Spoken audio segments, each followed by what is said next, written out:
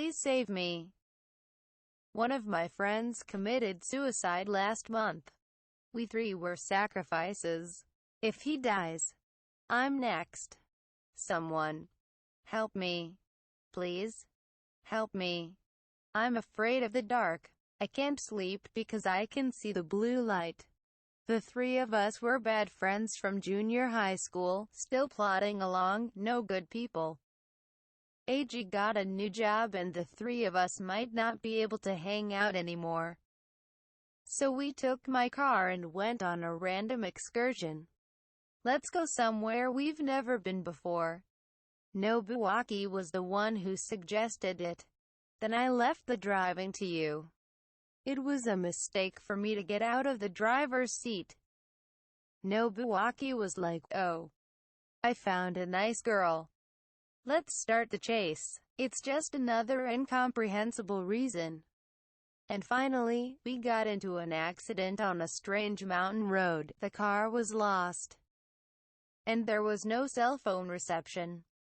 We were lucky that all three of us escaped with only a few scratches. Masaki, my name, what are you going to do? Walking around, Eiji said, glaring at Akinobu. I don't know why we came into this place, Nobuaki. We've been driving for about 2 hours, right? It's easily more than 100 kilometers to town, right? It'll be night before we're even halfway there. We can't travel without lights. Nobuaki, who had been depressed by Eiji's disgusted look, said, a light. I've got a light. Here. Eiji hit him just as he pulled out a Zippo lighter. What the hell are you guys doing? Hey, look. There's a telephone pole. There must be a village or a hamlet up ahead. Let's borrow a phone there. However, we ended up in an abandoned village. We had no choice but to spend the night here. I felt it was dangerous to go inside the old house. So I gathered some scrap wood and made a fire in what looked like the village square.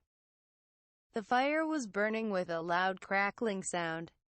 Anyway, we could not move until dawn. The three of us spent the night huddled together. The accident was painful and we were hungry, but it was a fun night. Yes, it was the last time I could enjoy the night. On the second day, it started to rain. It was pouring. We had no choice but to take shelter from the rain in an abandoned house. No one talked. I had a faint feeling of death. It had only been 2 days. 3 adults starving to death in this day and age? I was horrified. If the situation goes to the extreme, one of us will be eaten. It's a bunch of negative thoughts. It was cold, but there was nothing to burn. The rain was leaking so badly we could barely keep from getting wet. The rain didn't stop until the next evening. I couldn't move, or rather, I didn't feel like moving. When I think about it now, it was extraordinary. It came suddenly that night. It was a monk. His clothes were clean, but only his feet were dirty with mud.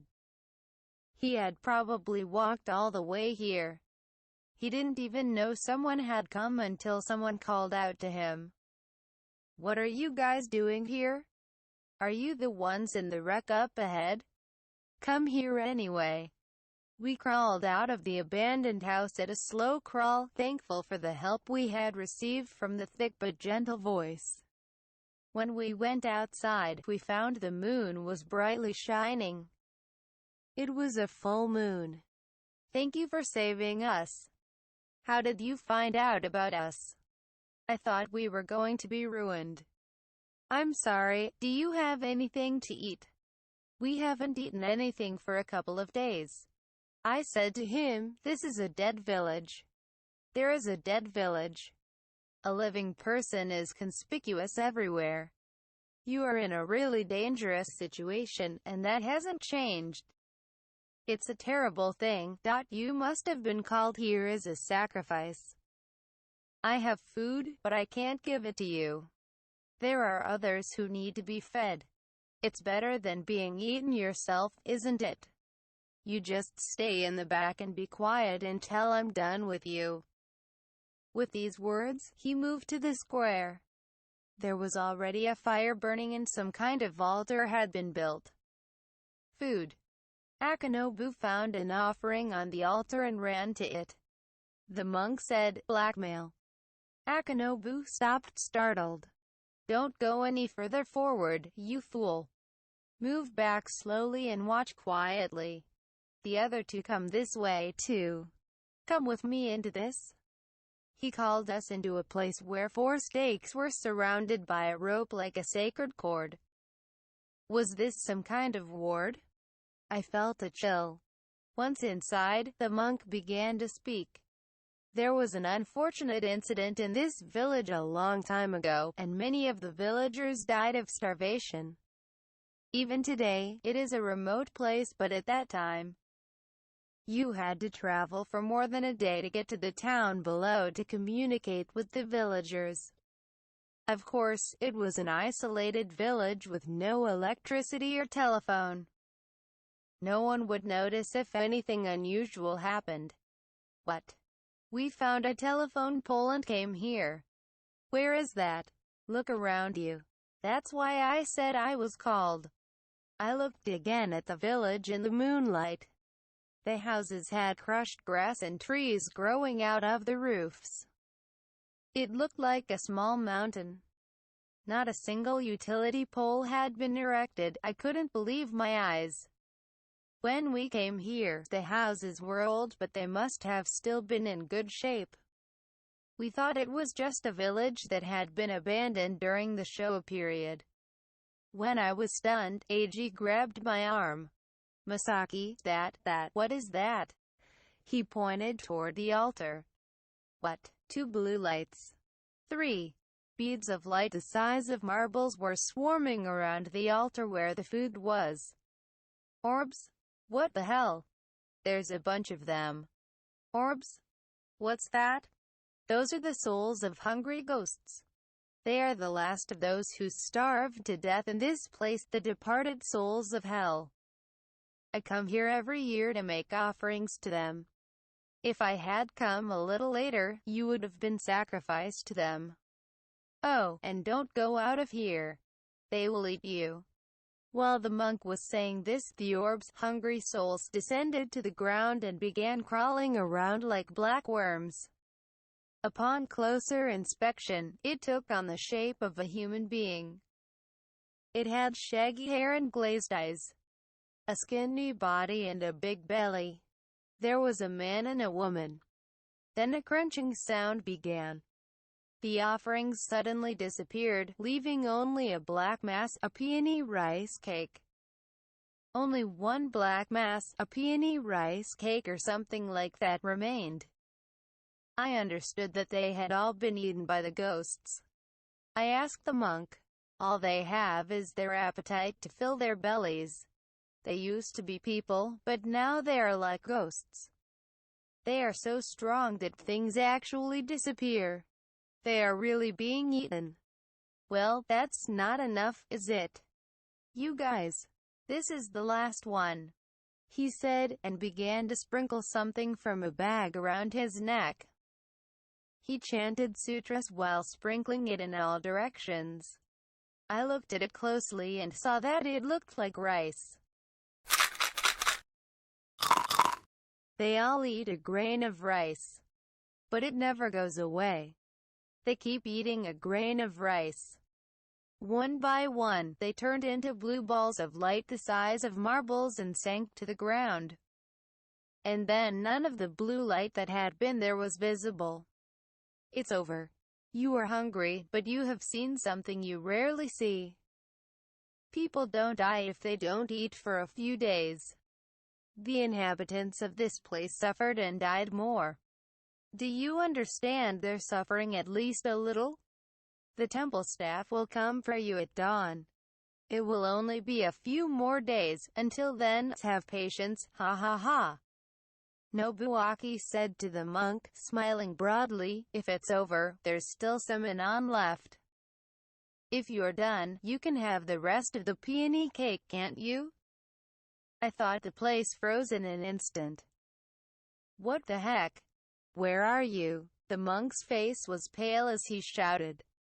Nobuaki pointed at him. Look. There it is. What? Are there still hungry ghosts left?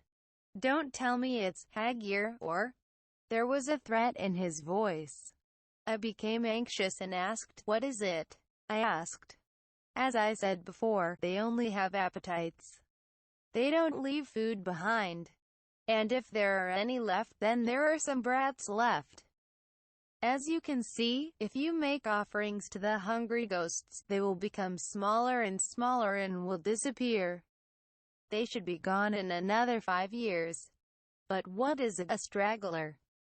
They are the last ones left after the hungry ghosts have been cannibalizing each other without annual offerings. And when this happens, they start to wander off without being bound to a place. It's out of control. Eiji grabbed my arm again. This time I was trembling. Eiji pointed silently at. He pointed to the peony cake, or rather, the darkness beyond it. Two blue lights were shining side by side. They were not moving, no, they were subtly moving left and right. Two hungry souls, no, those daughter eyes. Two blue glowing eyeballs. The wood of the bonfire splattered and collapsed. The light was not right and I could vaguely see him. It's a brat, just like the one I saw earlier. But it's big. About our size. He was squatting down, his hands on the ground, and gradually approaching us. With a flick of its hand, it picked up a peony cake and began to eat it. His eyes were fixed on us. When I realized that he could see us, I started shaking with fear. Then the monk spoke. I don't like it. He called you guys. I can see you clearly because it is my sacrifice. It's time for me to pay my tribute. Hey, you come here and bow your heads. With that, he pulled out our hair one by one and ate it while mumbling something. And then, I'm going out there and he's going to beat me. No matter what happens, you guys stay here until the moon goes down and the sun comes up. And do not speak. They will know there are people here. After saying that, we went out of the ward while chanting the same sutra as when we scattered the rice earlier. All three of us couldn't stop the monk. We couldn't move. We were afraid. Boy. I'm sorry. The stragglers were slowly approaching the monk. Gusu. Gusu is the sound. It was the sound of Hagir sniffing. The monk leaves the boundary with a Hagir in time. The Haguru approaches, sniffing. Then he pressed his face against the monk's belly and sniffed again. Gusu. Gusu. I smelled urine. Maybe the monk was incontinent. I also leaked. Probably the other two too. I heard its sobbing sound, and the monk screamed. The Hagir had eaten through the monk's stomach. Hagir shook its head from side to side. The intestines popped out. Blood poured out of his mouth and he couldn't speak. A couple of meters away, a person is being eaten. Butch Bichigori. I close my eyes and hold still. The sound does not stop. Yes, he is eating the flesh of 3 people. One monk took the place of the 3 of us. Suddenly, Nobuaki made a strange noise and tried to get out of the ward. He was at his limit. Nobuaki, Eiji shouted and seized him. The Hagir glanced at me, but started to eat the monk again. I also held Nobuaki down and turned backward to listen only to the sound of the monk being eaten. Nobuaki continued to roar, but did not lash out. Time is passing by. Slowly. Slowly. When it began to get a little brighter, it seemed that he had finally finished his meal. When I looked back fearfully, I saw him crouched down, staring at the ground. Not a piece of his bones or even his clothes were left. And like a little brat, he didn't disappear. I knew he could hear Agee's voice, and he might be waiting for us to leave. The monk said, "Whatever happens, don't leave here until the sun comes up." The sun was shining. The Hagir remained in the same position, becoming thin and transparent. "Get the hell out of here," I exclaimed in my mind. A blue ball of light, only the eyeballs remained until the end. I could clearly see two of them. They were looking at me. I wondered who they were looking at. Just before it disappeared completely, I heard his mumbling voice clearly. Quote, quote, "When it was completely light, a young monk came to pick us up.